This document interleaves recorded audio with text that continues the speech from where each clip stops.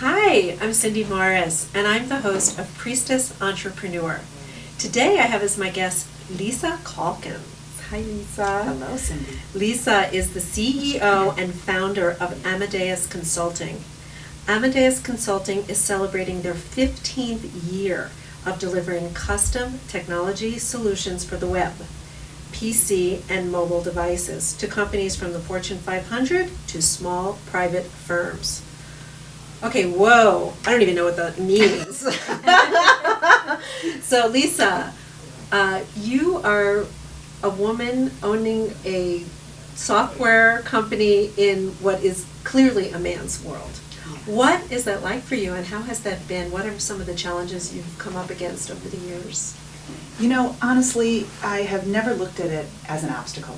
I've really looked at it as an opportunity. I've never thought of it as the disadvantaged. You know, they want to do that with government work. It's the disadvantaged company. It's not a disadvantage to being the woman in the technology organization. It's actually the opportunity. It's the opportunity. And that's how I've always faced it. And that's why you've had success, because you don't see things as a challenge, but as an opportunity, which is a really healthy attitude for a business owner, of course. Now, most of your employees, are they men? I work really hard to hire women, but But the yes, choices, the reality is it's mostly men who Yeah. graduate with computer science degrees. Yes. And it's sad that the numbers are even dropping. There are less women going into technology. Interesting. And so it's always a challenge to have women. So yes, I am surrounded by a company of men. And so, do you sometimes feel like the mom? Are you like You the know, mom of this big ship here? Absolutely. You know, it's funny because when so the business is 15 years old.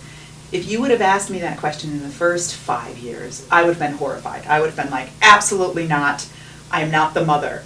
And now that I am a mother, I realize what an honor that title is.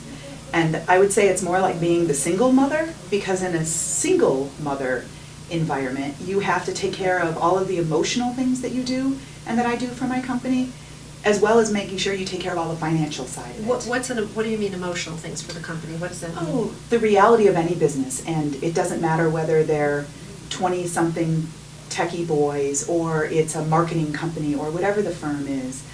Emotions and personalities and people are really what's your core of your business, at least especially in a service-based business. So the emotional side are just motivating people and keeping them encouraged, and ensuring in such a fear-based culture that we have from our economic situation that you alleviate fear and you help them see a vision.